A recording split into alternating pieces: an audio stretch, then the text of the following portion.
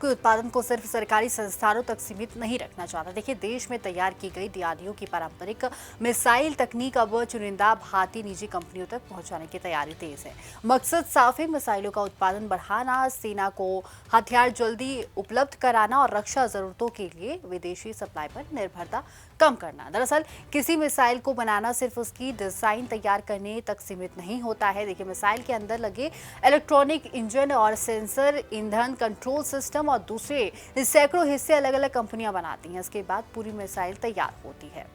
अब तक इस पूरी व्यवस्था में सरकारी कंपनियों की बड़ी भूमिका रही है, लेकिन सेना की जरूरतें बड़ी हैं और युद्ध जैसी स्थिति में हथियारों की लगातार और तेज सप्लाई बेहद जरूरी होती है। ऐसे में सिर्फ सीमित सरकारी उत्पादन क्षमता पर निर्भर रहना चुनौती बन सकता है। यही वजह है कि सरकार डीआरडीओ की विकसित की गई कुछ पारंपरिक मिसाइल प्रणालियों की तकनीक निजी भारतीय कंपनियों को देने जा रही है। इसका सीधा मतलब समझिए, डीआरडीओ तकनीक को विकसित करेगा और योग्य निजी कंपनियां उस तकनीक के आधार पर मिसाइलों का उत्पादन कर सकेंगी। यानी कि एक तरफ सरकार के पास तकनीक और डिजाइन तैयार करने की जिम्मेदारी रहेगी, तो दूसरी तरफ ज्यादा कंपनियां उत्पादन से जुड़ सकती हैं। इनमें सबसे बड़ा फायदा उत्पादन क्षमता बढ़ने का होगा। मान लीजिए कि सेना को बड़ी संख्या में मिसाइलों की जरूरत है। अगर उत्पादन के लिए सीमित कंपनियां हैं तो ऑर्डर पूरा होने में ज्यादा समय लग सकता है, लेकिन अगर सरकारी कंपनियों के साथ निजी कंपनियां भी उत्पाद करेंगी तो कुल उत्पादन क्षमता बढ़ाई जा सकती है और इसका सीधा फायदा सेना को मिल सकता है। हथियारों की सप्लाई ज्यादा तेज हो सकती है।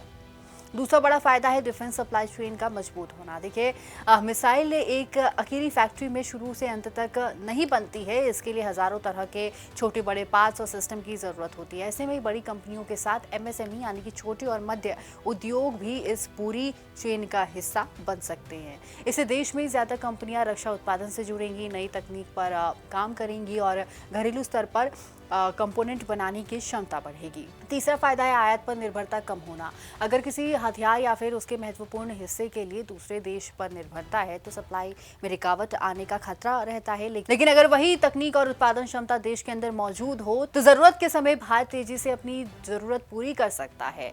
यानी ये फैसला सिर्फ ज्यादा मिसाइल बनाने का नहीं है, ये पूरी रक्षा इंडस्ट्री को देश के अंदर मजबूत बनाने की कोशिश भी है।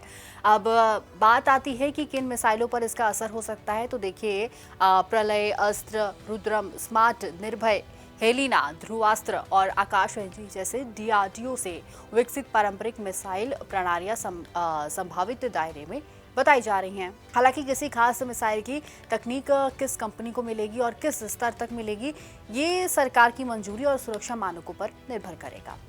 और यहाँ एक बात बहुत ज़रूरी है। देखिए, तकनीक मिल जाने का मतलब ये नहीं है कि निजी कंपनी अपनी मर्जी से मिसाइल बना या विदेश में भेज सकती हैं। रक्षा क्षेत्र में सुरक्षा नियम बेहद सख्त होते हैं। कंपनियों का चयन उनकी तकनीकी क्षमता, सुरक्षा व्यवस्था और उत्पादन क्षमता देखकर किया जाता है। वहीं किसी संवेदनशील हथियार को विदेश भेजने के लिए सरकारी मंजूरी जरूरी होगी। इसका एक और बड़ा फायदा प्रतिस्पर्धा के रूप में सामने आ सकता है। जब उत्पादन के लिए ज्यादा समक्ष कंपनियां मैदान में होंगी तो कंपनियों के बीच बेहतर तकनीक, तेज उत्पादन और लागत कम करने की कोशिश बढ़ सकती है। इससे लंबे समय में भारत की रक्षा उत्पादन क्षमता और मजबूत भी हो सकती है।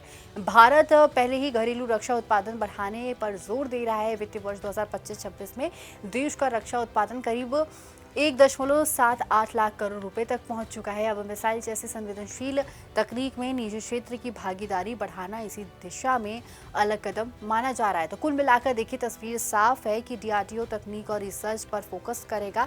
निजी और सरकारी कंपनियां बड़े पैमाने पर उत्पादन में ज्यादा भूमिका निभा सकती हैं।